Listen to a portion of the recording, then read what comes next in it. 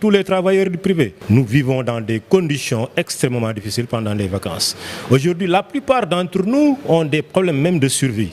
Et même pour se soigner quand on est malade, on a des problèmes parce qu'on reste 3 à 4 mois sans percevoir de salaire. Au moment où je vous parle, il va falloir qu'on attende jusqu'à la fin du mois d'octobre pour percevoir notre première bourse, parce que ce que j'appelle bourse, ce n'est plus un salaire. Parce qu'un salaire doit être payé régulièrement, parce que nous sommes des êtres humains, nous avons des droits et des compétences qu'on doit respecter tout de même. Nous n'avons pas de couverture maladie, nous n'avons pas de prise en charge sociale. Et certains même ont fait 20 ans dans une école sans avoir de contrat. À la retraite, ils ne percevront même pas de pension.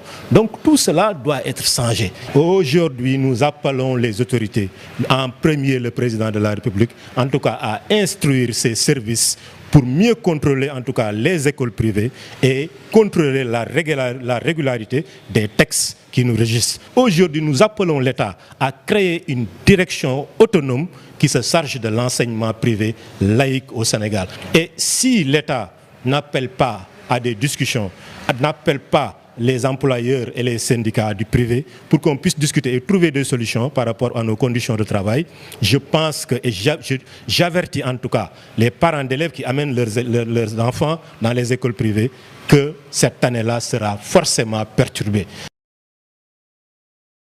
jàngalekatu enseignement privé yi puis vacances yi nii dañuy gën a sonn parce que dañuy toog 3 mois duñu fayeeku tey jii fi may wax ak yow suñu prochain salaire ñu ngi koy xaar le fin du mois d'octobre. Donc loolu nit mënul continuer du dund noonu parce que salaire bu ñu koy wax vraiment dafa war a nekk loo xam ne dafay régulier. ñu bëggoon vraiment état bi dimbali ñu ba suñu patron yi gën ñu teg ci ay conditions yoo xam ni dinañ mën a garder suñu dignité. École yi bu ñu dee 10 benn moo ciy respecté loolu mooy fay ay en jàngalekatam ay salaire u vacances. École yu si bëri tey jii pour nga am contrat CDI da ngay def 5 ans au minimum te convention bi dafa wax ni boo defee 2 ans 3e année bi da nga war a am CDI mais tey jii respecté wuñu loolu et c'est encore pire pour les enseignants dara tey jii problème mu enseignants yi si boppam sax à la fin moi je me dis que est-ce que c'est pas les enseignants eux-mêmes te écoles yi si bëri soo feebaree bu fekkee yow dencoo dara say mbokk ngay dem ñu lay faj tey rarement mooy école yi nga xam ne am na prise en charge médicale au moins ñuy jël 40%. ñu soxla vraiment état bi créer ñu direction autonome de l'enseignement privé comme ni mu amee si privé catholique bi ñu bëggoon vraiment état bi nga xam ne ñu moo ñu bokk njaboote vraiment mu jóg ci école privée yi bu ci jógul nag vraiment ñun dinañ ci jógal suñu bopp parce que dootuñu permettre ñu ñuy exploiter. Année bi c'est clair que buñ ci jógul balaa ouverture